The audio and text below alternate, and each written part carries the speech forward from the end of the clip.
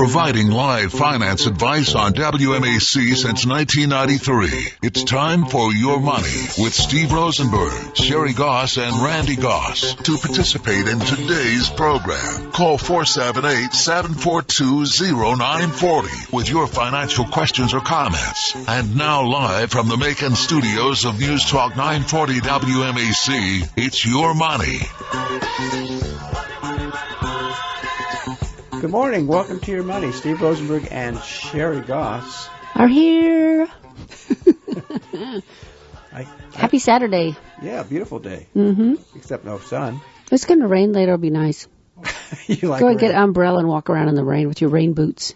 That sounds like fun. Anyway, we are with Rosenberg Financial Group. We're here every Saturday morning from 9 to 10 to talk about financial matters, personal finance, investment ideas, and take your calls at 742-0940. So anyway, Sherri got a great honor.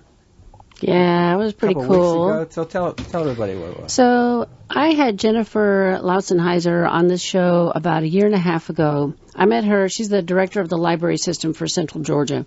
She's the most amazing person I've met in a very long time. I had her on the show, and we recorded the show, and we've replayed it a couple times because people don't understand what the library is offering. And we're going to replay it. We're going to repeat it again. Yeah, coming up. I really need to redo it because they've even added more. They have added way more stuff now. The Washington Library now offers classes for people free. If you're starting a business, if you want to start a nonprofit, they have the Foundation Center where you can do grant research, the Genealogy Center, and way more than that. You can even go check out park passes for the entire state of Georgia now for free to get into the parks. The Go Fish Place in Perry, you can check out tickets to get in that for free. Tubman Museum. There's all sorts of stuff. She keeps every month.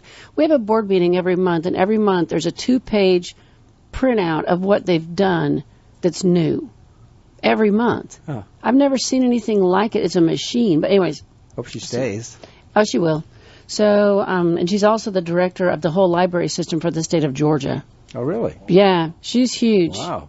So anyway, not huge, like physically huge. She's very normal sized, but her impression she's making on the state of Georgia is huge.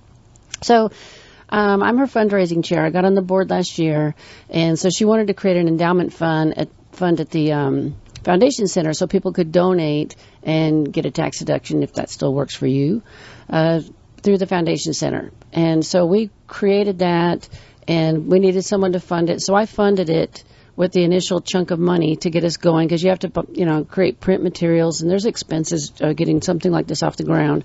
So I did that, and I was just doing it because I wanted to. Well, then she turns around and she honors me by naming a room in the library after me.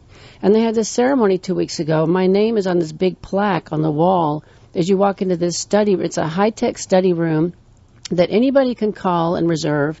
It's soundproof. It has a big flat-screen TV. So if you wanted to do an online meeting, or you have a small business, or you have a church group, or you have just whatever you are, you can call and reserve this thing for free and go use it and have your meetings and I don't know, whatever you want to do in there. It's anyways, it just blew my mind that she even thought to do something like that. Amazing. But that's her. She's that person. She's very thoughtful, smart. Anyways, just a great person. So you can go to the Community Foundation of Central Georgia, and you can look. I don't have the address for the library, but I've got. If you want information on it, just shoot me an email, Sherri, SHERRI @rfmoney.com, and I will shoot you the link to the foundation site. And so speaking of deductions, and Sherri mentioned that you may or may not be able to write off your deductions because the standard deduction is so much higher. Right. If you're over 70 and a half and you're taking required minimum distributions, you can take you can use that money. You can get that money, and instead of having it payable to you, have it payable to your church, to your whatever you want, to the Red Cross, to the Community Foundation, and it comes out tax-free. So it doesn't show up on you. It's not a deduction because most people can't deduct anymore. Can't itemize anymore. So most people are now taking the standard deduction because it was increased. But you have the opportunity, though, to get the money out of your IRA instead of, before if you could itemize it, you could take it out, it would be taxable, and then you would write it off, and technically it would balance out.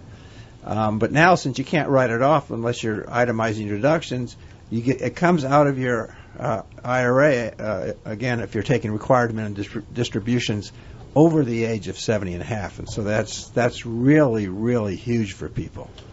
And some people take it out once a year for their church. Sometimes I've got clients that take it out every few months. They take some money out and have it payable to the church, however you want to do it, or to whatever other organization. Is there anything you have to be careful of when you do the paperwork? So you have the RMD going directly to this charity. Is there anything you need to do tax-wise to cover yourself to make sure that it gets reported properly, or does the entity you give it to automatically report it, or the entity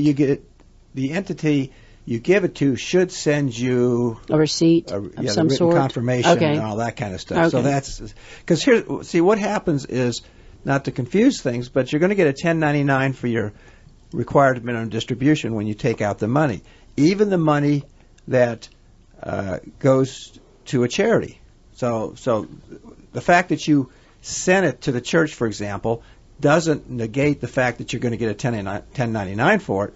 But what you do is on the line of the tax return where income from retirement plans and so on is reported, there's two columns. There's how much did you take out and how much of it is taxable.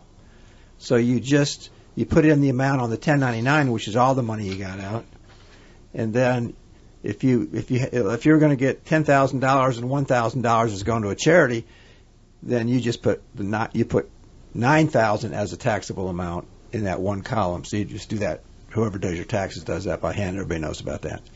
So it just comes out.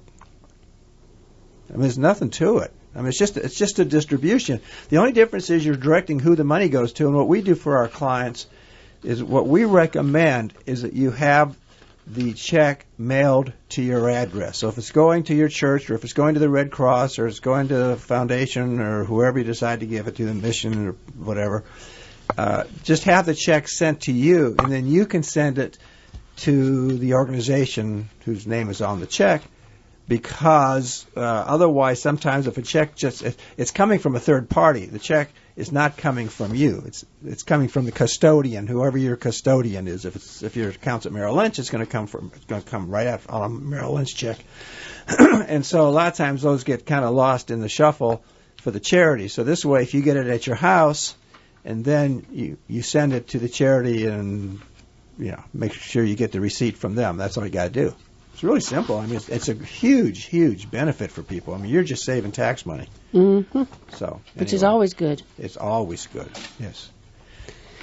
So there was a couple things on my mind this week. One of them is this business of dual enrollment. So Randy and I live downtown in Macon, and we like to walk out and have dinner once a week somewhere, and I'm always fascinated by the waiters and waitresses or servers or whatever they're called now, and how old they are. And there's one that we're working hard on to get her to change her direction of her life. She's to the point now where she's barely getting by. She's living with someone. Her car broke down. She can't afford to fix it, but she's staying in her job as a server. And she was talking to us last night about how the summer is really rough because when college closes up for the summer, business dries up, and she may be lucky to make $400 in 2 weeks. And I keep telling her about the Governor Deal High Demand Career Initiative and all the programs you can study for free through the technical school system of Georgia. There's careers from IT to healthcare to sheet metal and welding that you can do for free now. And I keep telling people about this, and no one seems to hear me, and no one knows about it, and I don't understand the disconnect between information that's really huge and useful and good and the people on the ground that need to hear about it. But we keep pushing on her to do something different because she's at a point in life where she needs to. It really is to a point. So a few months ago, we had the same conversation with another guy at a different restaurant, And I bring it up when they don't look happy. I say, he was serving us, and I said, you don't look so, like you feel too good. What's going on with you? And he said, I'm pulling shifts everywhere I can, and I can't make it. I can't make it in this job is unsustainable to be a server and being, 30 years old. Yeah. And he said, and I'm dating a woman who has 3 children. How can I be a parent and a husband making this kind of money working these hours? It's not going to work. I said, you need to go call the Central Georgia Technical College and talk to a career counselor and get on a program. And so the next month, we went back to the restaurant. He was there, and he gave me a high five. He said, I know what I'm going to do for a living. And I said, what? He said, I went and I talked to them, and there is a company that's going to pay me to go to truck driving school. I'm going to get my CDL license. They're going to pay me. He said, I thought that I was going to have to save up money so that I could go. Yeah. I'm going to leave here one day, go there the next day, be in the program. They're going to train me, and I'm going to walk into a job the day after my training ends. Guaranteed. Wow. He said, I could be making $100,000 in a year. I said, I know. This is what I keep trying to tell people. There's stuff out there. He's like, I'm so excited. He said, this is life-changing. He got it. He did it. He's gone. He's not working down there anymore.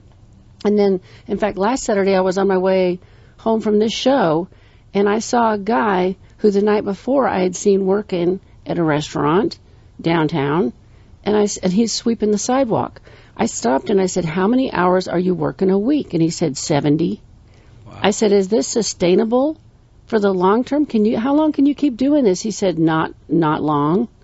I said, you've got to call the technical college and talk to a career counselor and get in a program and change your life. I haven't seen him since. So I have 3 that I know that we've exited out of the waiting business, the service industry, into something else. But it's like my mission in life to get these people to move ahead. Come on. So they have no way of knowing about this stuff. I don't know how the word is not out about this stuff. Because most people don't tell everybody you meet. Tell everybody you meet right now, and I will even send you the links to the website that will list all the careers, tons of careers from aerospace to healthcare, free, now. Everywhere you go, spread the word. And you could change a life. I mean, this kid, just by telling him, changed his life. Yeah. I mean, look at what just an average person could do out there just by telling people these things. It's really huge.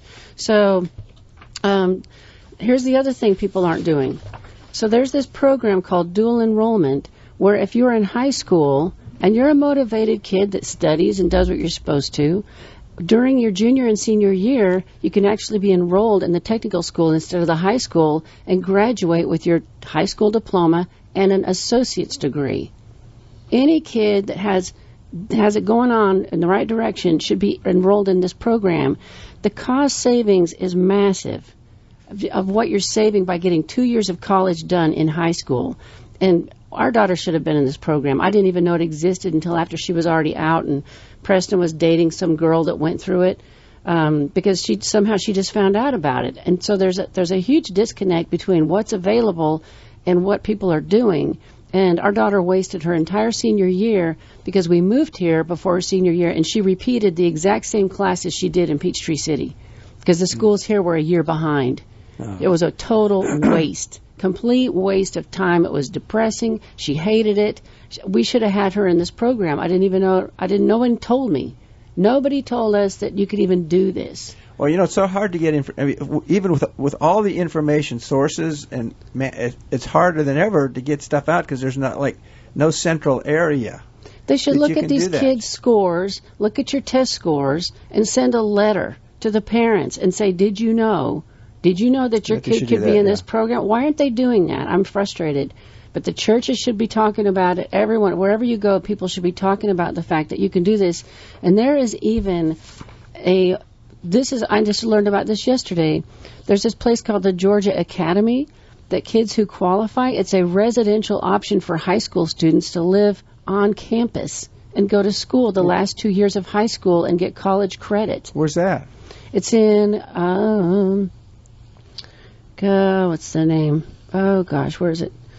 Georgia Academy, residential option, earn college credit, toward a bachelor's degree. Cochrane.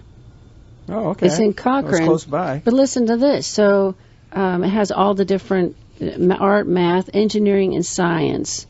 Exclusive 2-year dual enrollment residential program that allows high school students the opportunity to simultaneously earn a high school diploma from their home high school as well as a possible associate's degree from Middle Georgia State University while living in a dorm. And here's the next part I never heard of. Residents of Alabama, Florida, North Carolina, South Carolina, and Tennessee are allowed an out-of-state waiver to get in-state tuition if they're enrolled in this school. Wow. Never heard of it. Yeah. But there's a lot of opportunities for kids to jump way ahead. I mean, but anyways, yeah. So I think I know for sure we've had 2 success stories of people that we've told this, and we're working. The third one is a waitress. So get this one. So there's this Mexican place we like. We'll probably go there for lunch today. And the waitress, about a month ago, we start talking to her, and she's Hispanic origin. So it's, where are you from? Well, she's from Venezuela. She immigrated to the States 5 years ago to get away from the whole disaster of what was happening out there. And she ended up here, and she has since married. So she's a citizen and all of that. She's done all of that stuff. And her background is in broadcasting and media, TV. She was a journalist. She had a major. Her education, her degree is in journalism. And we're like, what? Bilingual. So Randy reaches out there and finds somebody at one of the local TV stations that's going to interview her for a job. I think you mentioned that. I think you mentioned it previously. Yeah. Anyways, but just connect the dots. When you meet people that are struggling, connect the dots with what you might know somebody that you could direct them to that could change their life. And what a great thing that is. And it costs nothing. Zero. And it's so exciting and fun. So we went back to the place last Saturday and talked to her. She was working. And Randy's like, there's a job for a bilingual journalist at this local TV station. You need to call this person and send her your resume. Would that be so cool? Yeah. Anyways. Yeah. That's great. But that's what we do. And so the restaurant people are probably going to hate us. You're taking other people away. But there's other people that need those jobs, and it's okay. And so, I don't know, just keep your eyes out for somebody that you can give a little hand up to. And it costs literally nothing. And it just takes, all it is your time, and it'll make your day too fun. That is the most fun thing ever. That is great. Anywho, what you got? How about 10 reasons not to buy a house with a swimming pool? Oh, man, I can name those right off the top of my head after what we went through. What? Well, we bought a house. It was really bad. It was filthy. We got a really good deal. Was this in Peachtree City, or was it? This was in Jonesboro when the kids were little. It was a huge fixer-upper that it was a divorce situation. So the wife got the house in the divorce, and out of spite, because when she sold it, she was going to have to give half the proceeds to the husband, she let it just fall into totally dilapidated shape, just intentionally. Filthy. The entire backyard was overgrown with trees. The swimming pool was full to the top with limbs and frogs and snakes and leaves. Nice. Full. Boy, makes you want to jump in, huh? So the whole thing was such bad shape, we got a really good deal. And so we moved in. We thought the carpet was brown, but when she moved her furniture, we found out it was green because it was so filthy. I mean, that's how bad, disgusting. So we moved in, we ripped everything out of there, and then every weekend we would cut down things in the backyard and haul junk out of the pool. We did it all ourselves. And then we get it all beautiful, and we'd redo the backyard, and we're running the pool. And it was just constant maintenance and expense. And our friends used it more than we did. So we'd let them come over on the weekends and use the pool, have birthday parties. Yeah. We're sitting there cleaning it and scooping snakes and frogs out of it every day. I would never have a pool. Okay, with that endorsement of pools. But I have clients that have them and they love them. So here are 10 reasons you will regret buying a pool. I can't remember where I got this out of. Number one, routine maintenance is costly. If you don't clean the pool yourself, which requires purchased equipment and administered chemicals, you'll need a service, and that can be like $100 and something a week. Repairs are even costlier. You got the lining and all that other kind of stuff. Yeah, that falls off. Yeah, you know about that stuff. Safety risks, kids drown. Buy an umbrella policy is all I can say. Yeah, that's that too. You may need additional insurance, and there it is, the umbrella policy. It's like $200 a year, and it's for $1 million. Listen, if you're listening to the show, you should have an umbrella policy.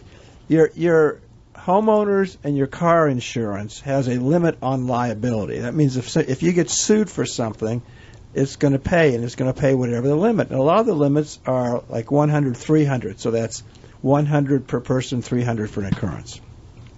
For a very little amount of money, you can get $1 million umbrella policy. About $200 a year. Yeah, it's really cheap. Because the risk of anything happening is rare. Yeah. But it's that outlier experience that you want to be prepared for. So your insurance, so you call whoever has your car or your home insurance, and if you get sued for something and it's above the limits of the policy, the underlying policy, then you will be covered up to, if you get $1 million, you'll be covered up to $1 million. And if you have rental property, you must go do this today. If you don't have this, you must. Because someone could trip and fall in the yard and break their ankle and sue you because there was a hole in the yard or some random stupid thing. Yeah, and you need to, I think you need to list it with, I'm trying to remember if I did. I think you're supposed to list it with the insurance company if you have property like that. I don't. Yeah, that has to be listed to be covered. I know, but I'm just saying if you got if it's the regular policy, like if you own a condo, you don't have a policy on the building. The building has a policy on the building. Right, but you have an insurance on your own space. On your own space, so it's real cheap just to add that location to your current policy. So you have that. Resale value is low. It says homeowners with pool, according to the National Association of Realtors, homeowners with pools only saw 48% on the investment at resale. So they get. I think it's a liability. Yeah, your energy bills will go up because you got to run all that equipment, right? You might get sick from it with all this stuff. You have to cover it in the wintertime, so you got to go through the hassle of all that. And according to the CDC, let's see, this will make you want to have one. Recreational related illnesses such as ear and respiratory infections, rashes, and diarrhea are caused by exposure to water contaminated with germs and chemicals found in swimming pools, hot tubs, water parks, and various other things, according to the CDC. If you test the water, you're not going to be sick from it. Homeowners need a separate home buyers need to hire a separate pool inspector. Did somebody ever inspect your pool? No, we did it ourselves. They weren't doing it. No, inspect it to make sure it was okay. No, but it was full of trash. How could they inspect it? It was full of frogs and snakes. And then number nine, when the kids grow up, the novelty wears off. Not even grow up before they were 16. It was over because they were somewhere else. Yeah. They were out doing other stuff. They weren't home in the pool. Yeah. They didn't want to be around you guys. Nope. And number 10, water attracts wildlife, mosquitoes and water bugs. Raccoons can carry parasites. If one happens to enter your pool and contaminate the water, it could lead to severe neurological illnesses. Oh, gosh. Wah, wah, wah, wah. The funniest thing, so every morning I'd have to get ready for work and then have to go out and clean the filter. That you have to stick your hand down in this thing and grab this thing out and dump the leaves out. Every morning and every night you have to go do that. So I go out there one morning and there's a bat in the pool. Oh, it had flown low and got in the water, and it couldn't get out of the water because it was wet, and it couldn't get to the edge. It was just flailing around, and our daughter was in 5th grade, and I thought, oh my gosh, this is the greatest show and tell thing ever. So I ran and I got a big cardboard box, and I put a bunch of grass in the bottom of it, and I got the pool scooper, and I scooped the bat out, and I stuck him in the box and shut the lid and drove the kids to school. And I was so excited because I thought her teacher would love this as a show and tell. She was horrified. She's like, what am I supposed to do with a bat? I said, I figured you could put it out in the field and open the box and let everybody see it fly off because they've probably never seen a bat up close. I just thought it was going to be really neat. And she was just mortified. And Shelby said it didn't go very well because she was terrified. She was terrified to even be near the box. Yeah. I didn't think about it like that. Another one of your great plans goes down the drain. She said she sent one of the kids out to do it. She had him put the box way out in the field and sent him out to go open it because she didn't want to be near it because she was scared of it. Yeah. They're not going to hurt you. They just want to fly away. Yeah. We went kayaking somewhere in the Caribbean, one of the islands, and we went through a place where there's bats. I mean, they're just bats. Mm-hmm. I mean, they don't. I mean, we survived. They are dirty. They do carry lots of germs and stuff. They are bad things. Like a flying rat. Yes, that's what it is. So, oh, well. Yes, this is interesting. This is a survey from the Certified Financial Planning Board. Mm-hmm. Surveyed 2,200 adults and found that nearly one-third of Americans couldn't say whether their company offers a 401k plan or equivalent to its employees. How is this possible? Really? One-third. The companies give the information out, but they don't. Everybody just hand it out and don't explain it, and most people don't know. And what you're giving up, the people who aren't participating, they're giving up the free money. Right, if there's a match. There's a match. So you're giving up that money.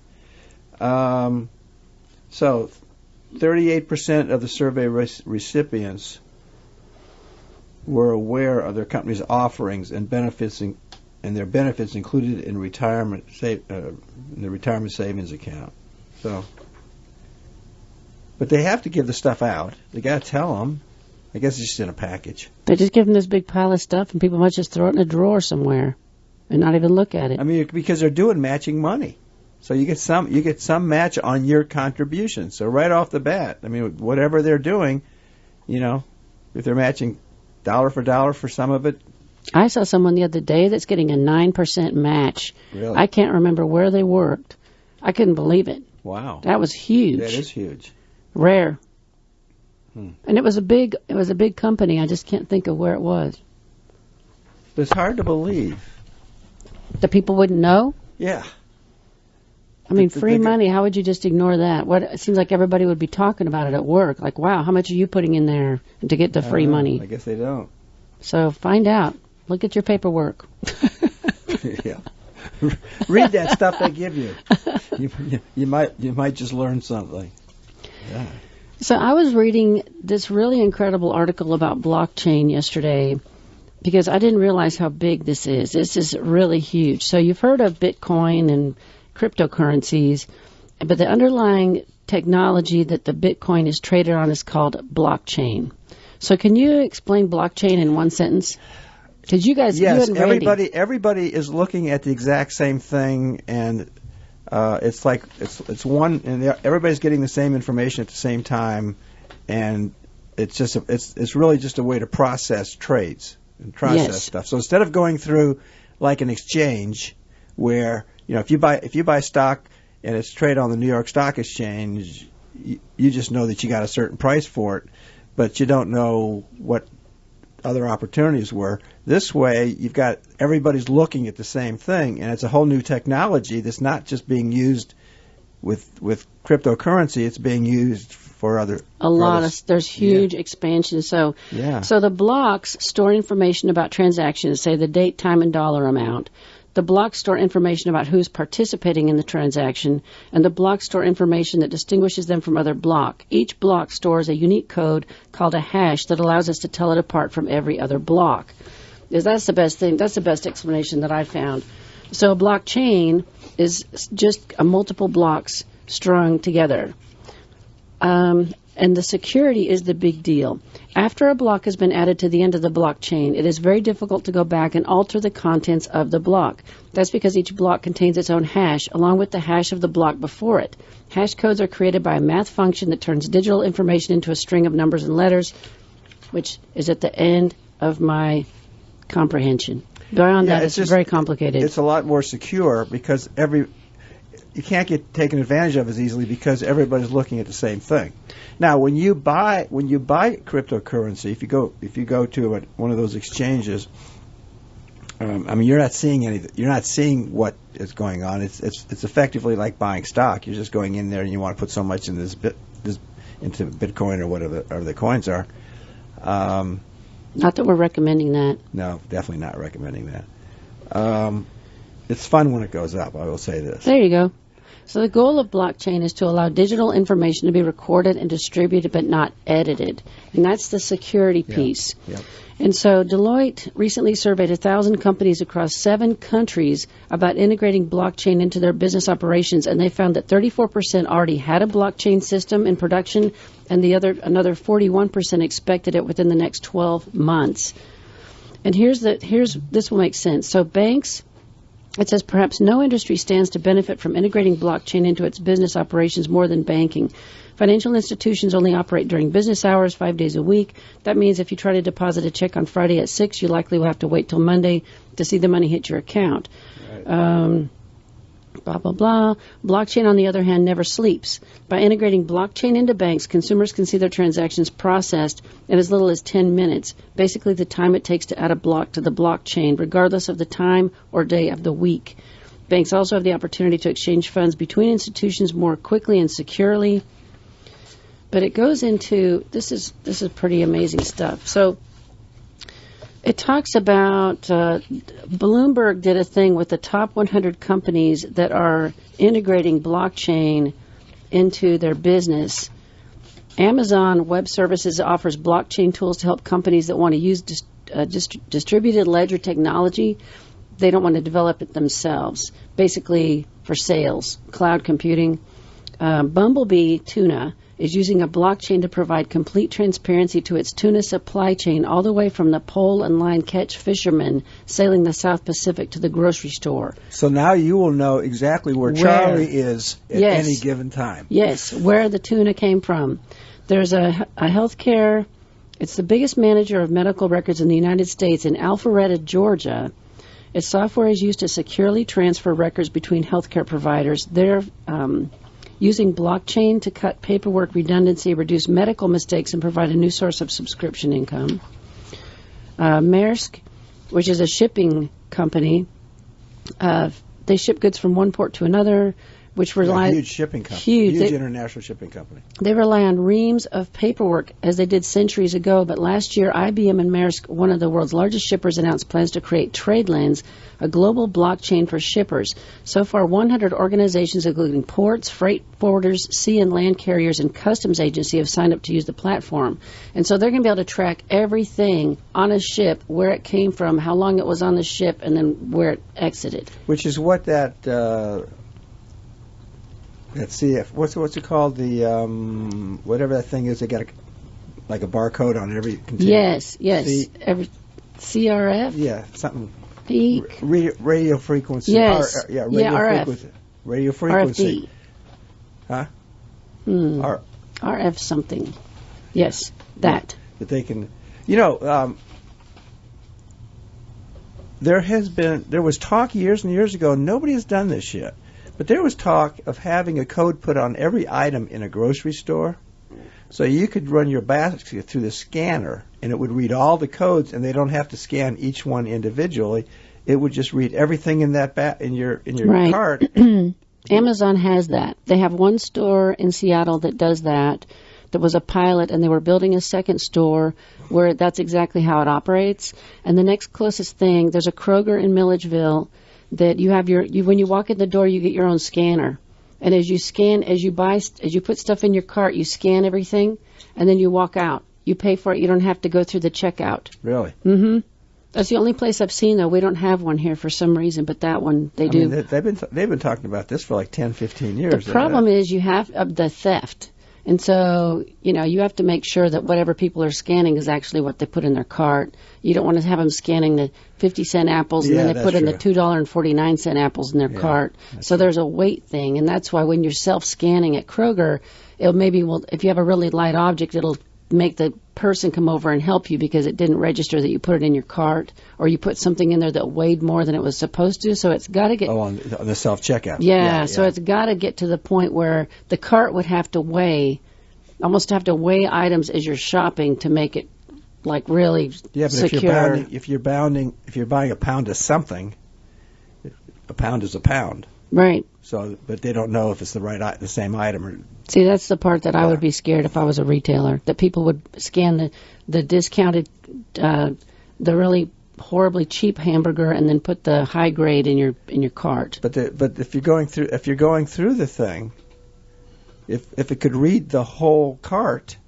right, it would resolve that. It reads what's in the cart. Scan it while you're putting it in the cart. No, scan it when you go through the scanner at the end. Oh, at the end. Yeah, so you're checking out, but instead of somebody checking you out, there's nobody there. You go through the scanner, comes up, you put your credit card in or debit card or whatever and pay, and based on how those things scanned, what they scanned. Amazon's the only one who's done it yet. So Walmart, back to this whole blockchain thing, they filed for 50 blockchain patents for everything from tracking shipments to operating drones. And they want to use the blockchain to quickly pinpoint the culprit in future food safety scares. Today, Walmart can track 25 products, including strawberries, yogurt, and chicken, from 5 suppliers. In September of 2018, it said it would begin requiring all of its lettuce and spinach suppliers to log their shipments on blockchain. So as soon as there is somebody gets sick from something, right, they can source it immediately and know exactly where that lot, based on the barcode, where that came from, and shut it down and get it all off the shelves. Wow. This is huge. It's really huge. The article was huge about blockchain. It's really cool. So here's a potential stock tip for you. There's a potential biotech company that has going to make you can make 989% on this. And I know because it came in a newspaper. It looks like a legitimate, almost newspaper. Yeah. They spent a lot of money on that. Yeah, it's full of advertising. This stock, I mean, you get these things in the mail. Who's that from? I don't even know who it's from. I don't know who. It's some made-up fake thing. Yeah, fake news. So here's the thing, and this is what you got to be careful of on the internet, and like these newspapers. Anybody, all the companies that sell information, like Stansberry stuff, the Motley Fool stuff, all this kind of stuff, they'll have a headline out there and say, buy this stock, you can make 430%. Right. And that's totally legal to do because they're not in the investment business. They're not in the advisory business. Yeah, so they're in the newsletter business. So they're not regulated by anybody. And so they get these people, and they will tell you that the reason they do that is it's the only way that they can get, they think, I have no doubt that they feel that these are good investments. Well, it's also how they sell subscriptions, because what they'll do is they'll float a story out there talking about this great company you should invest in, and at the very end, it's like, well, if you want to know what the company is, you have to buy the subscription. Right. I mean, it's all part of their sales process. That's what Motley Fool does. And, and Stansberry does the same thing. Right. They're not going to give away the information. Right. But then even when the newsletters come out, so even for subscribers, they're going to say the stock, this stock is going to go up. They can just say that because it's freedom of the press. They can say whatever they want to say. And they're not in the investment business. We can't do that because we're in the investment business. Merrill Lynch can't do that because they're in the investment business. But the guys who write newsletters and sell newsletters, they can say anything they want to say because they're not regulated by anybody. It's like the local newspaper. The local newspaper can say anything they want to say. So you got to be careful. So this happens to be one of these magazines, one of these news. It's like a tabloid newspaper. And it is just fact pulled of, all this stuff. Google's founder is spending more than $1 billion to find out this and that and all this kind of stuff. The stocks you got to buy and little known stock buzz. So be careful when you get this stuff because nobody can tell you how much a stock can go up. But you own it and you can find out how much it can go down. Unless they're psychic. They're psychic. Yeah, they should. Well, they've had people do that. Why don't we have any psychic investment newsletter people? There has been psychic investment. Really? Yeah, they don't work out too well either. Billionaires who want to live for they're investing their money, where to put it, and where Bezos is putting his money, and Peter Thiel, who's the founder of PayPal, has tens of millions of dollars invested in this thing, and somebody else, one of the founding people in Facebook. Just it's all hype, and it's just to get you to buy stuff. So be careful, because nobody knows. It's like people come in and ask me, "What do you think the stock market's going to do?" And I said, nothing against you, but if I knew, I'd be in the south of France on my yacht. I wouldn't be here sitting talking. wouldn't be talking to you. I mean, because nobody knows what it's going to do. Everybody's got opinions. Trump is such an outlier. I mean, what's going on with this China trade deal? Which for people that are frustrated with it, it is frustrating to see what the trade thing is doing to the market and all of that. But he has to do what he is doing. He has to toe the line with China. We've got to get them to stop stealing our intellectual property. Yep. That's the last brick in the wall of this trade deal. And if they're not going to come ahead with that, there is no trade deal. There can't be. So that's what he keeps trying to pressure them with these tariffs to come to the table and get real about this. Because we're all getting ripped off, horrifically ripped off. 1 out of 5 businesses in the entire country of America is being ripped off by China. It's got to stop. So I know it's frustrating, but got to do what you got to do. That is correct. So until that trade deal's done, it's going to be volatile and bumpy. Yeah. And if he does put the tariffs on, then it's just going to make stuff cost more. Yes. That's what happens. Hey, you know that, and I don't know if you see it as much anymore, but when you buy cartridges for your toner cartridges, like Hewlett-Packard we got several Hewlett-Packard machines in the office, and then we got other models too, but Hewlett-Packard's, I think, the best. But anyway, and they always said if you buy a cartridge from remanufactured or whatever it's called, recycled. Yeah, it never works for me. I did it 3 times in a row, and I had to take them back every time. It would not work. Who'd you use? A guy in Warner Robins that had a recycled cartridge shop. I wouldn't do that. There's a couple companies I've used. LD Products is one, and I've never had. That's where we get our Brother, all the stuff for the office in Macon, and the Brother printers. I've always got and never had a problem with them.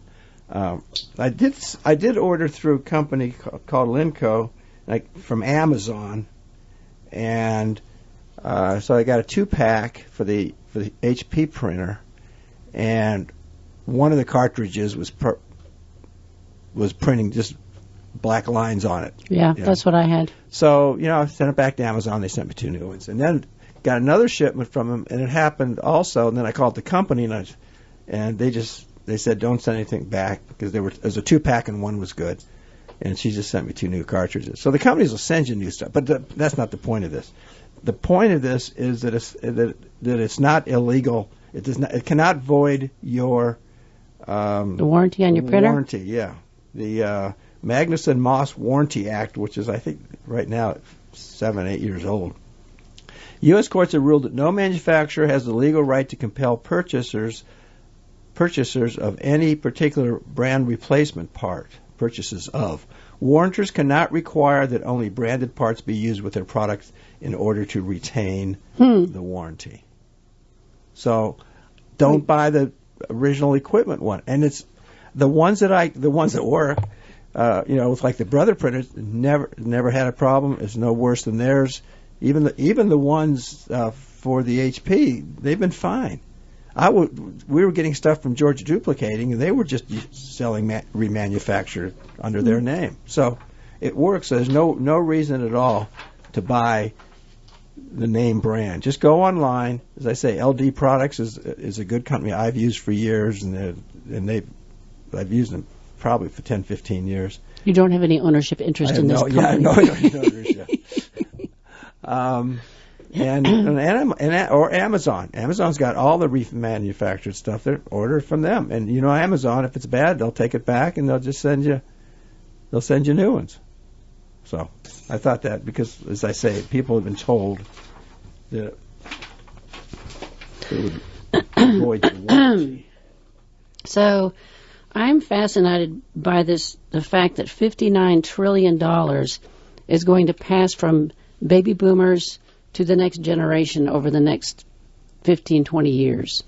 That's $59 trillion will be inherited. Property, money, land, businesses. $1 trillion of that's mine. Really? Yes. So I had a client brought a relative to me this week who is one of these people. She's inheriting over $500,000. She's never really had money. She's never had to manage money. She has no credit. She's never owned a house or anything. To get some advice. So if you have somebody in your life in that boat, send them to us and have us sit down and talk to them about what to do first. We're not going to just all of a sudden take the money and start managing for them. I mean, that would be putting the cart before the horse. This person has baby steps to make as far as establishing credit before she buys a house and researching mortgages. I mean, there's things that she needs to do on top of just getting all the accounts settled and everything else. It's very complicated, and all different types of accounts, and even just understanding what an IRA is. I mean, that was like a whole learning curve. Yeah. So just these people, I mean, there's going to be a lot of people out there that are going to inherit money, and they need to be wise with how they manage it so that it lasts them for their lifetime. My experience, I've been in this business a long time. My experience is most of the kids end up taking the money out and going through it. Just spending it. I mean, that is... And we can't stop them. Other than if they're already clients and they inherit money, then people they're typically savers. Yes. Our clients are savers. Yes. So they keep them. They keep the money. But as far as children and grandchildren going through, invariably they just go through it. I mean, their intention is I'm going to keep it, and but then this comes up and that comes up because invariably the kids aren't as successful as the parents, for whatever reason, and so they don't have the money that the parents have saved and worked, and they had the pension plans and all this kind of stuff, and then the kids get the money and it's like Christmas, and they go through it, and it's sad. Because then they're, I mean, they could have had a secure, right? It would help them have a secure retirement themselves if they do something smart with the money. But they just, I need a new car. We're going to take a vacation. We're going to do this. We're going to do that, and it's, it happens, and that's what happens with just so much of that money. It says women who typically outlive men, which I keep expecting that to change. It seems like that should be shifting. Oh, no, because women have real cushy lives, and so therefore they live longer. I don't know about that. But it says, I just find that interesting. It says, according to Boston College, it's estimated women will inherit 70% of the great wealth transfer. It will help women possess 2/3 of the nation's wealth by 2030. So we're going to be in charge. You're already in charge. Oh, but yeah, here's the other thing. If you have one person as your sole beneficiary of everything, it'd be a really good idea to sit down and talk to that person instead of them just magically inheriting all of this stuff they didn't even know was coming their way when you die unexpectedly. Yeah, what I did is I just typed up something, and it's on my key, and then one of my jump drives, and then I got a key from my oldest son. And I update it periodically. This is where everything is, instead of whatever. So, They know. So they know. So this person had no idea she was going to have all this coming her way. She had no idea. They never talked about money. Yeah. She's never owned property. She's never had, she has one little account, and this whole raft of bank accounts is all headed toward her, and it's just, she's overwhelmed because she didn't know, and it's like, then what do I even do? I don't even know what this stuff is. So... Yeah, talk to your family, and especially the other idea would be to talk to them if they're not going to get anything. So you've made a lot of money, you've saved a lot of money, but you decide to give it all to charity. I would tell them. Tell them. You wouldn't tell them? No. That they're expecting to inherit $1 million and they get not a penny. No, I wouldn't tell them ahead of time. Really? Okay. Well, no, I would. Because I wouldn't do it. Oh. I wouldn't give it all to charity. But, I'd leave some to charity, but I want the kids to have the money. Yeah, it was so funny when Randy had grandparents up in Cartersville, Georgia, and every holiday we would go to their home for the big holiday, whatever, Christmas, Thanksgiving, it was always at their house.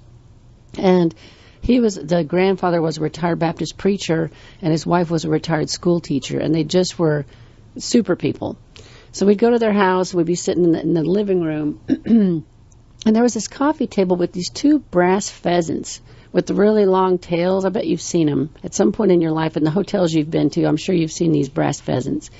And I would comment on how classy their whole operation was, their whole house, their china, their jewelry. If she had a fur coat, I mean, they're just really had made it. And I'd say, I don't get those pheasants. I mean, they don't fit in this house. And we would joke about it all the time, about those pheasants. Because we'd always see them on the coffee table, like, why do they still have those darn brass pheasants? So they eventually passed away. They have very good lives. Eventually passed away, and Randy got an invitation to go to the house because they were doing some special thing where they supposedly these grandparents had designated one specific gift for each grandchild.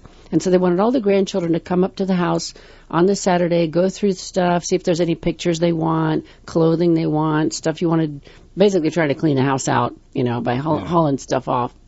And each person was going to have a special gift that these grandparents had in mind for them. So Randy drives up there. He's gone all day.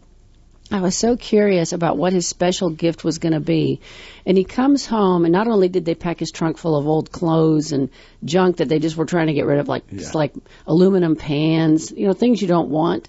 The car was crammed with that kind of stuff. His special gift, when he brought it in the house and set it on the counter in this box and opened the box, I fell over laughing. It was those brass pheasants. That was his special gift because he was such a special grandchild that he got the brass pheasants. It was hilarious. And where are those brass pheasants living today? Well, they were on the mantle for about a week, and then they went to Goodwill because it was a ridiculous thing. They're horrible. I mean, it's like, who wants these? They were just getting rid of stuff. It was just a big plot to dump everything on the grandchildren and have us haul stuff to Goodwill in the dump. That was so funny. So don't do that to your kids. Just have them hauling off junk. That's not nice. Call Salvation Army. They'll do it for free. Oh, yeah. I don't know if they would have wanted. They probably would have taken the brass pheasants. I thought maybe there'd be something inside them. They could break them open or something. Yeah. No, they were solid. They were heavy. I mean, you could use them as a weapon.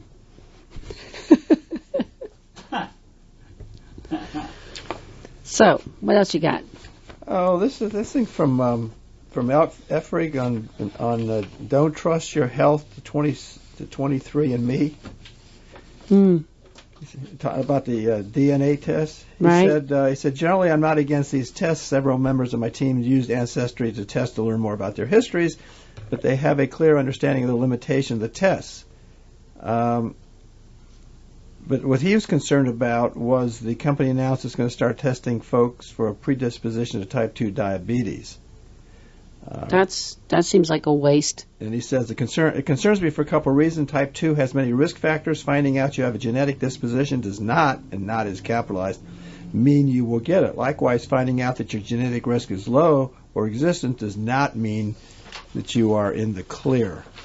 Eat enough of the wrong things and you're going to have type 2 diabetes. You can give it to yourself. You don't need an Ancestry 23andMe test. Push yourself back from the Kool-Aid. Yes. So, anyway, we'll talk about that next week. We're out of time. If you want to learn more about us, if you have retirement plans that you might want to talk about, rolling over, moving something, do something. If you want somebody who's going to watch your money, that you don't have to call to say what we manage the portfolios and we make changes in the portfolios as we see fit. So people say, well, what do you think we should do? And I'd say, we're doing it. We take the bull by the horns and just, if we have to make changes, we make changes. So if you'd like to learn about that, go to retirerelax.com. That's our website. There's a lot of free reports on there. We're putting up new videos all the time that are in there, tons of educational videos that Randy puts up all the time. And they're really... And a podcast of this show should be up in a week. Yes, if you're a real glutton for punishment, you can listen to the show on the website. Oh, wow. Yeah. Yeah, so they're they're recorded because we have to send them to compliance. So after compliance approves what we did, then we can put it on the. So if we didn't say anything wrong. I think the Bitcoin might have been a mistake today. No, that was okay because we're not telling. Really? We're telling people not to do it. Randy told me that we couldn't even mention it. Really? Yeah. Oh, then why did you? Sorry. Because you didn't listen to Randy, which is typical. Why change now, right? Right. Yeah. Okay. Wipe that from the record. I like it in court. Somebody says he's the one that did it. Strike it from the record. It's like, forget you ever heard this, jury. So anyway, retirerelax.com. You can come in for free consultation with Sherri or myself. Numbers in Warner Robins 922-8100 and in Macon 741-4457. Have a great week. weekend. See you next Saturday morning.